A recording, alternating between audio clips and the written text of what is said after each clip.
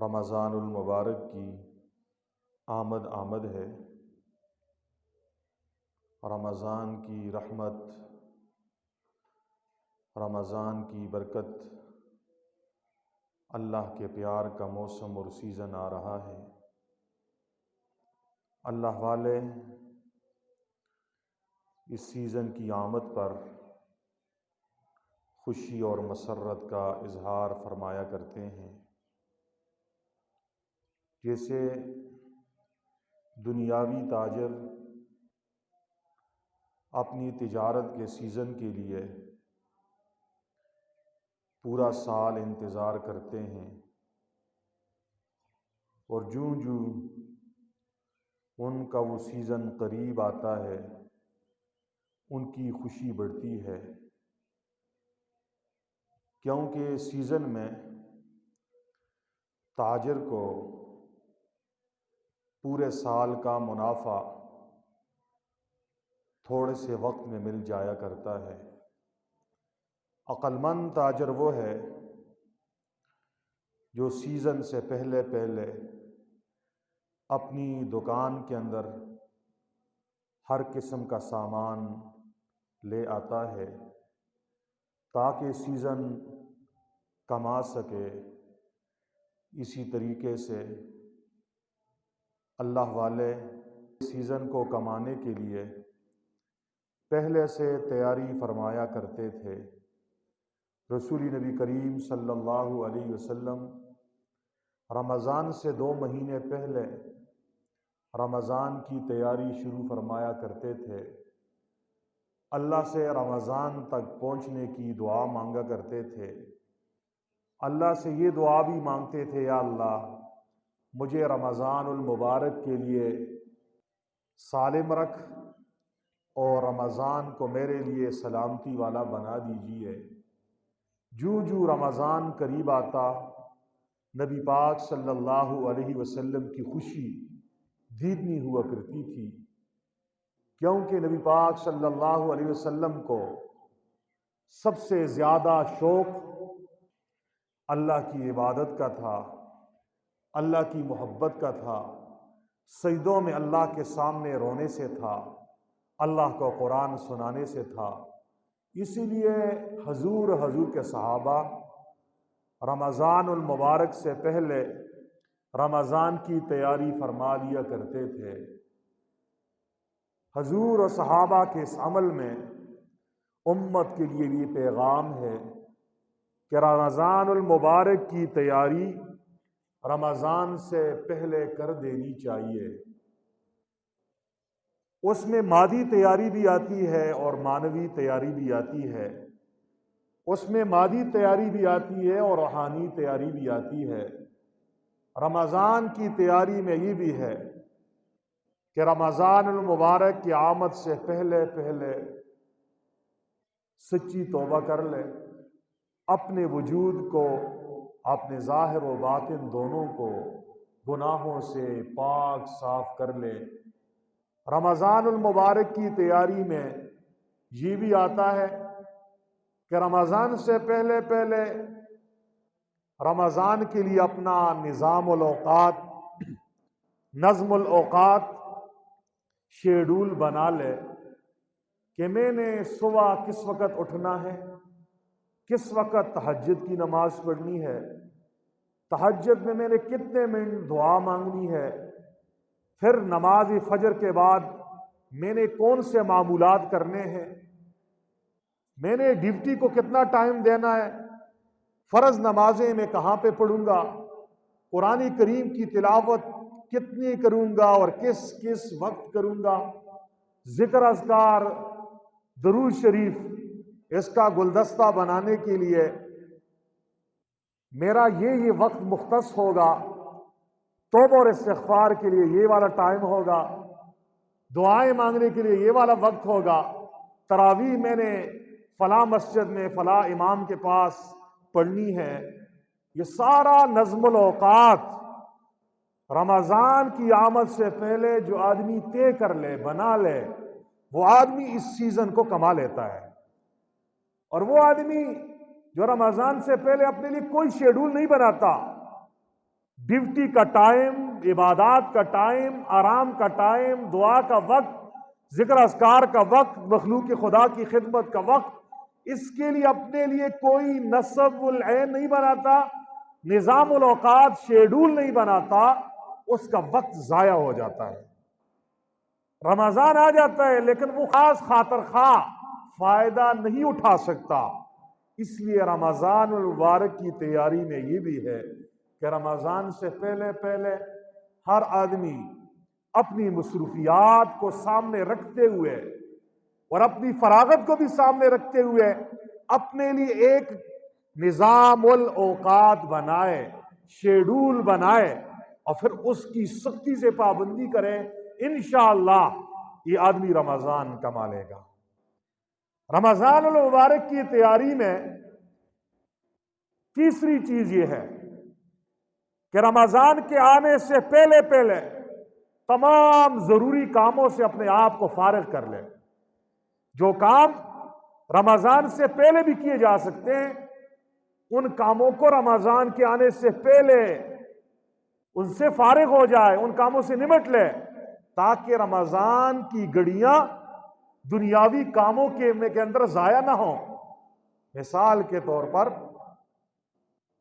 آپ نے کسی سے ملاقات کرنی ہے، کسی کے بیٹے کی شادی کی مبارکباد دینی ہے، کسی کے ساتھ تعزیت کرنی ہے، کسی کے ساتھ ملاقات کے لیے جانا ہے، تو یہ کام ابھی بھی ہو سکتا ہے۔ تو رمضان سے پہلے پہلے یہ تمام ضروری ملاقاتیں، ضروری کام رمضان سے پہلے پہلے کر لینے چاہیے، تاکہ رمضان کی قیمتی گھڑیاں ان دنیاوی کاموں میں ضائع نہ ہوں۔ رمضان کو قیمتی بنانے کے لیے ایک کام یہ بھی میں نے اور آپ نے کرنا ہے کہ رمضان میں جو ضروری اشیاء خورد و نوش ہمیں سحری اور افطار میں ضرورت پڑتی ہیں اور وہ ہم ابھی سے خرید سکتے ہیں تو ابھی سے خرید لیں، تاکہ رمضان کی قیمتی گھڑیاں بازاروں کی نظر نہ ہوں۔ عصر کے بعد کا قیمتی وقت، ظہر کے بعد کی قیمتی لمحات، رمضان کا ایک ایک منٹ بازاروں میں، فضولیات میں، لغویات میں، خرافات میں، گپ شپ میں نہ گزرے اور وہ وقت ہمارے پاس بچ جائے۔ رمضان آ جاتا ہے، ہم میں سے بہت سارے افراد اسے بازار کے اندر فضولیات میں ضائع کر لیتے ہیں۔ یہ ابھی سے اپنے لیے آٹا، چینی، دال، ضروری اشیاء خرید سکتا ہے، ابھی نہیں خرید رہا۔ ابھی سے یہ افطاری کے لیے کھجوریں اور اس طرح بیسن وغیرہ یہ خرید سکتا ہے، خراب نہیں ہوتے، نہیں خرید رہا۔ اس طرح گھی وغیرہ، یہ وہ چیزیں جو سٹاک ہو سکتی ہیں یہ پہلے سے خرید لینی چاہیے، تاکہ ہر دن بازار نہ جانا پڑے۔ بلکہ میں تو یہ بھی کہتا ہوں رمضان سے پہلے پہلے اپنے لیے عید کے کپڑے بھی خرید لینے چاہیے۔ جس کی وسعت اور استطاعت ہے، پیسے ہیں، بعد میں خریدنے تو ابھی خرید لے، تاکہ رمضان کی قیمتی گھڑیوں میں دکانداروں کے ساتھ لین دین اور بھاؤ تاؤ کرنے میں وقت ضائع نہ ہو، پہلے سے ابھی سے خرید لو۔ اور رمضان کا مہینہ جو اللہ کا مہینہ ہے، اللہ کو راضی کرنے کا مہینہ ہے، عبادات کا مہینہ ہے، رحمتوں برکتوں کو سمیٹنے کا مہینہ ہے، اللہ کا ولی بننے کا مہینہ ہے، قرب خداوندی کے مقامات طے کرنے کا مہینہ ہے۔ زیادہ وقت انہی مقاصد کے حصول میں صرف ہو، اس کے لیے پہلے سے تیاری کر لینی چاہیے۔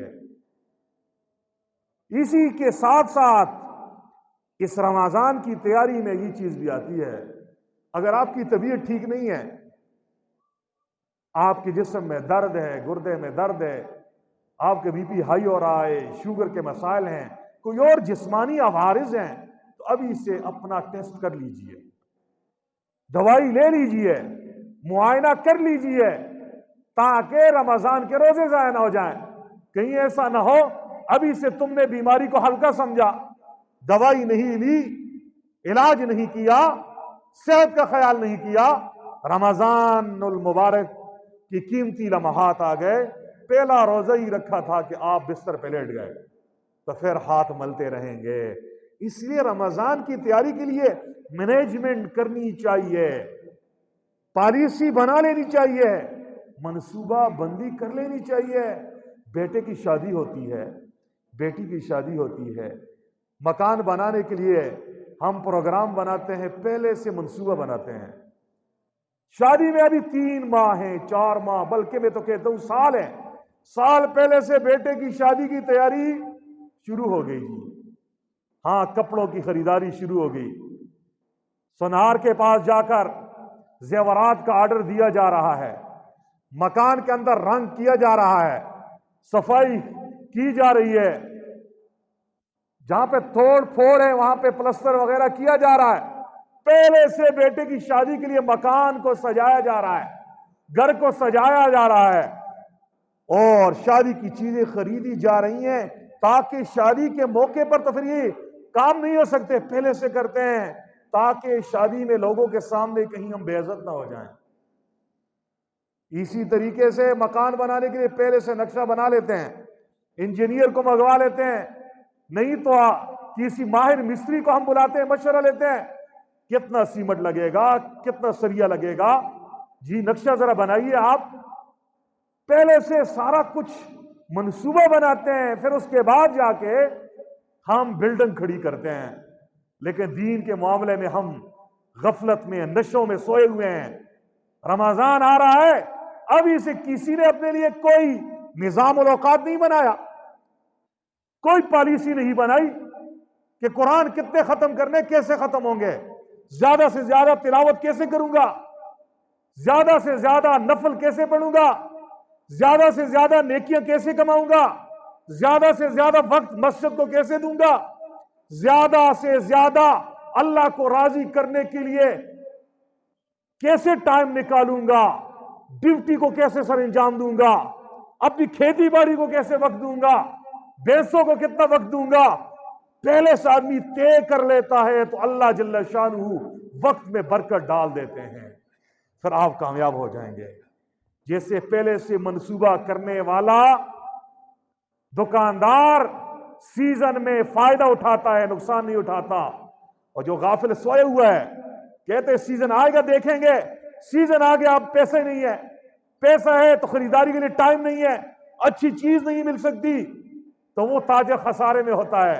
عقل مند تاجر وہ ہوتا ہے جو سیزن سے پہلے اپنی دکان کی ساری چیزیں دکان میں مہیا کر لیتا ہے تاکہ کوئی گاہک خالی ہاتھ واپس نہ جائے، تاکہ کوئی گاہک خالی ہاتھ واپس نہ جائے، سیزن ضائع نہ ہو جائے۔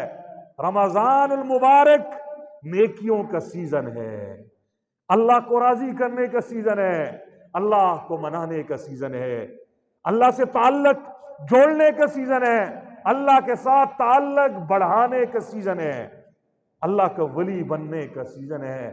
لیکن یہ سارے فائدے وہی آدمی اٹھا سکے گا جو رمضان سے پہلے رمضان کی تیاری کر لے۔